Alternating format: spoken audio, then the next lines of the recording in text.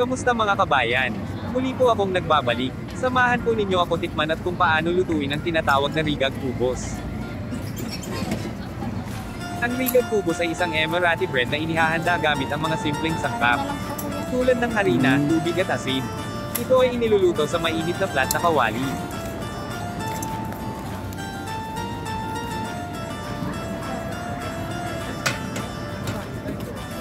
Kumuha siya ng isang bahagi ng dough at ikinalat ito. Ang lulutuin niya po pala ay egg and cheese rigag kubos.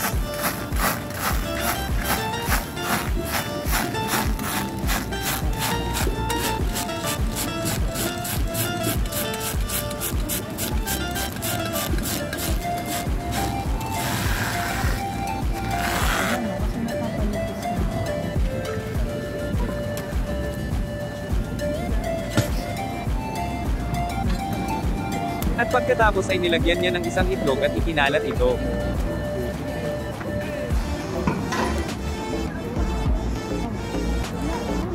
Ang rigag kubos ay manipis at malutong na tinapay. Ito rin ay tinatawag na crepe sa atin sa Pilipinas. Mainam na ipares ito sa kebab o maaaring lagyan naman ito ng Nutella, egg and cheese.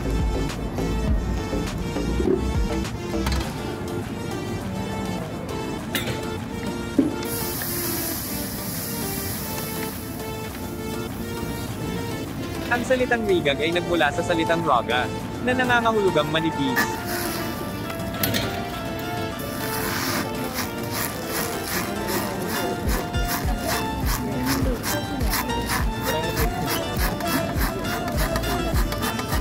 Ang rigag kubos ay sikat na merienda ng mga Emirati at ng mga taga-Middle East.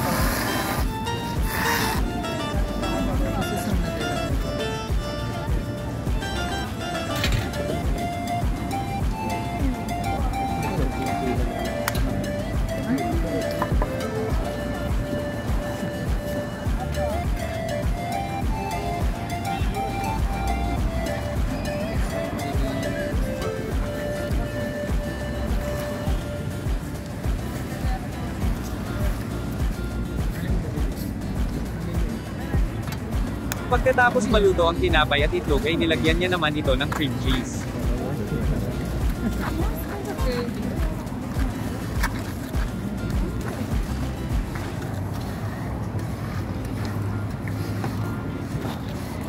Tiniklop niya ito sa kalahati, at tiniklop muli para maging triangle ang hugis.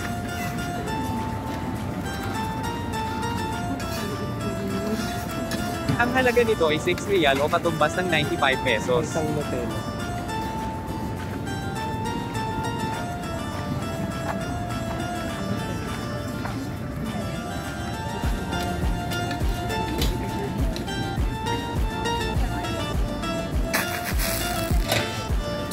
Ang sunod na lulutuin niya ay Nutella rigag kubos.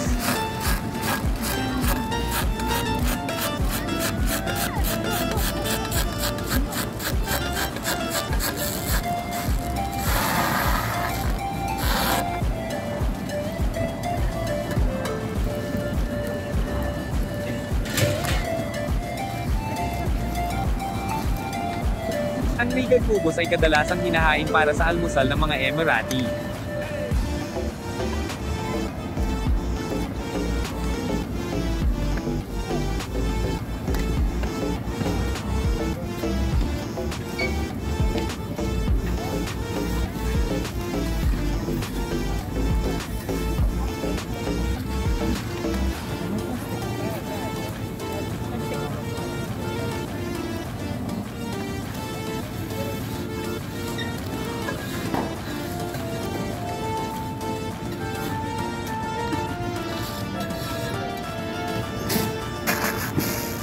Ito naman lulutuin niya ay cheese and chips rigag kubos.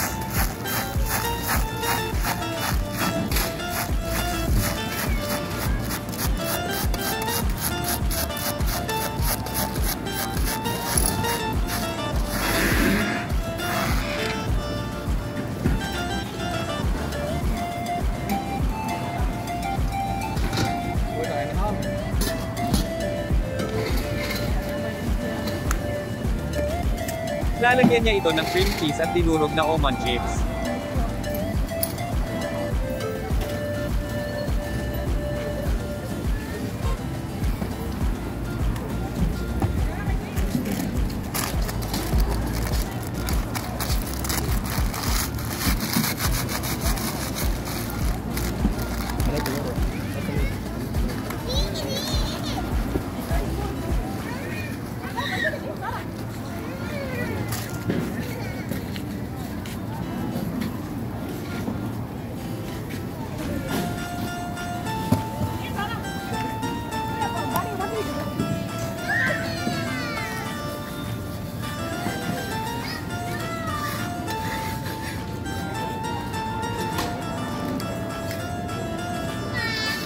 Ang halaga nito ay 6 real o katumbas ng 95 pesos.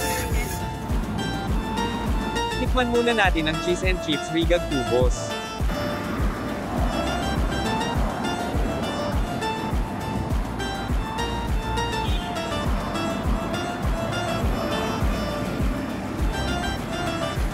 Crispy siya at lalo pang naging crispy, dahil sa nilagay na chips. At lasang-lasa ang cream cheese at medyo salty ito.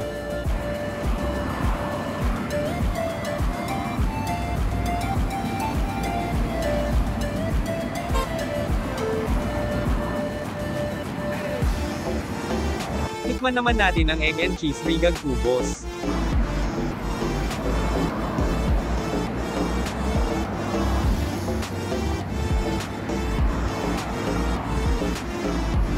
Masarap ang isang ito. Crispy at saktong-sakto ang combination ng cheese at itlog.